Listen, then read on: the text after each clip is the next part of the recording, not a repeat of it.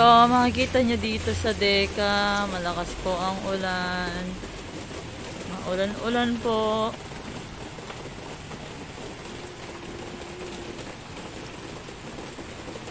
At lalabas po kami ngayon.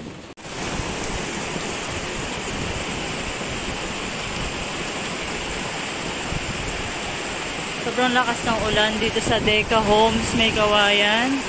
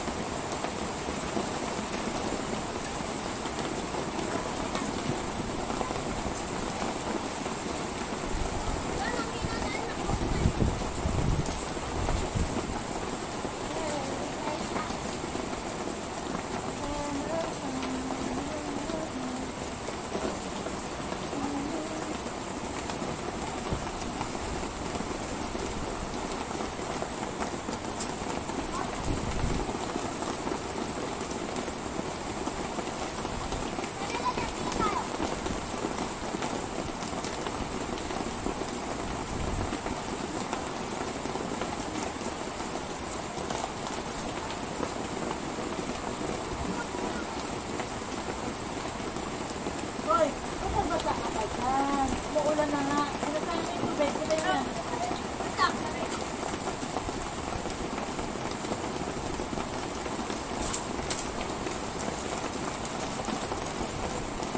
Kita yung tubig. Oh, na yung upuan. Ano? Oh. Dito. Pasok ito. Mga kamoy ito. Kaya nga eh. Ay, lulutong ko yung ano na ito. Yung lulutong ko. Gusto natin.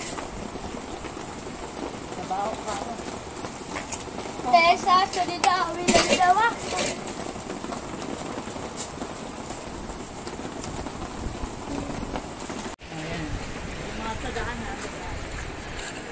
Where's that Buddhista with the rock stars, baby, that's... Okay na? So, where's that with the rock?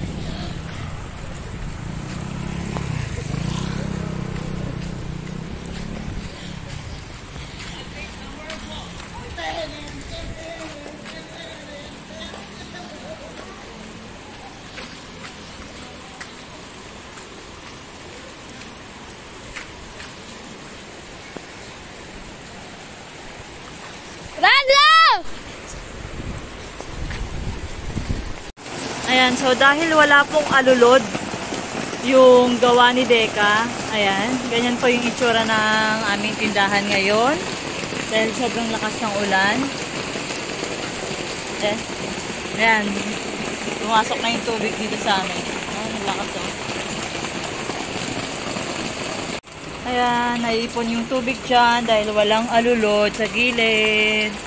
Ginawa ko na lang, naglagay ako ng yan, payong. So, sobrang lakas ng ulan dito. Ayan. Check natin kung kamusta na yung daan ba.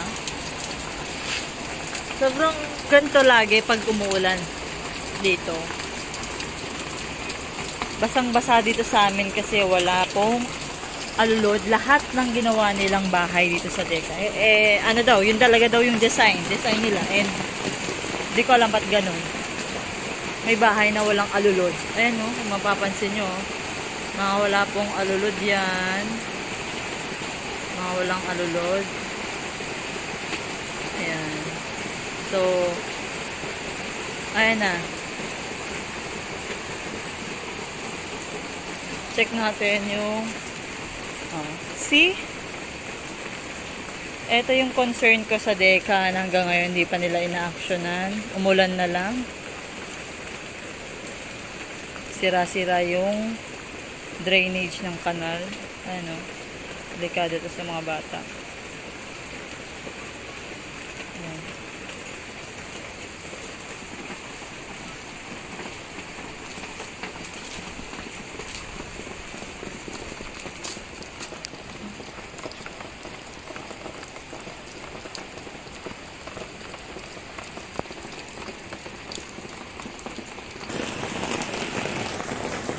Hindi maayos yung binili namin trapal. Kasi ganun pa rin, naiipon pa rin ang tubig. Dito sa aming tindahan. So, kailangan mo siyang i-monitor every time na umuulan.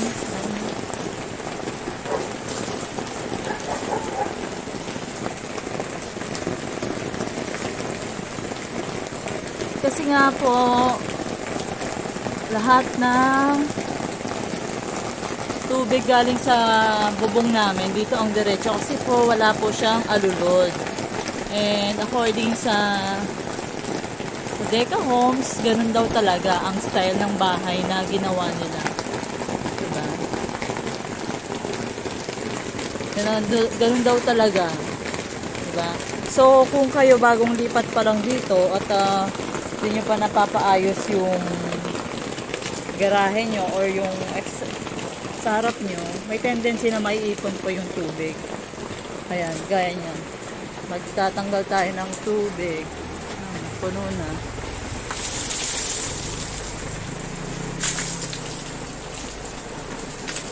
Ayan, ganyan ang eksena lagi dito pag umuulan. Ayan, tanggal-tanggal. Since wala pa tayong budget para sa garahe. Ayan, tis-tis muna.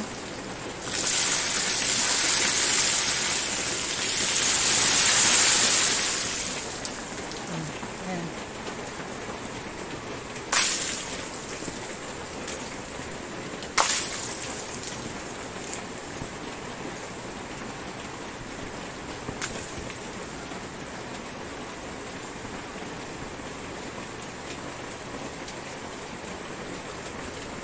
Ante.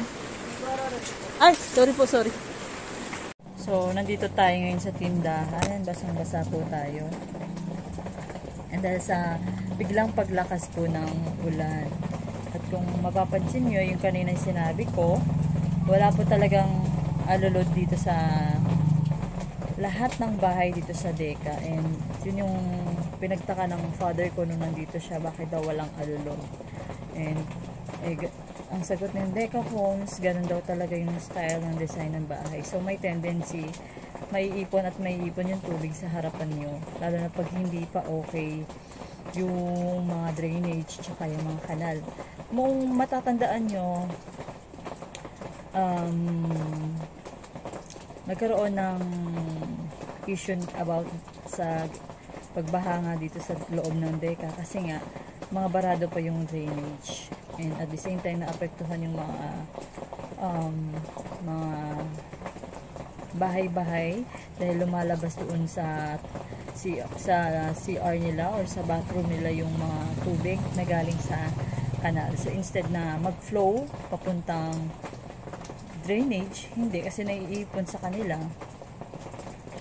Lumalabas po sa loob ng bahay at saka sa CR. Ayan, so kailangan nyo pang ipagawa yun instead na hindi nyo na problemahin yung mga ganong bagay. Isa yun sa mga major problem. Since ang sasabihin sa inyo, since magpa-renovate naman kayo, ay paayos yun na lang din. Diba? Kasi ganun yung sinabi sa amin sa CR, regarding sa CR. Yung regarding sa lababo, yung issue namin doon, ang sinabi lang sa amin, since magpa-renovate din naman kayo in the future, kayo na lang ang magpalipat. Yun yung favor namin sa kanila nun na kung maaari, since natamaan ng sidewalk yung aming kusina, tapos turnover sa amin, kung napanood nyo yung video ng turnover sa amin, kompleto, walang tapyas. Ngayon, sinabi, nagkiusap kami sa Deca Homes office na engineering office na kung saan yung lababo kasi sobrang hirap siya gamitin dito kasi nga hindi kasya, hindi functional. So sabi namin baka pwede naman ilipat na lang since end unit kami, corner lot sa kabila. So hindi na daw nila sakop yun. At ang sagot, since magpaparenovate naman kayo in the future, kayo na magpagawa. So ganun ho. Ganun ho ka-stress yung mga bagay-bagay o yung mga nangyayari dito. So, thank you for watching. Please share.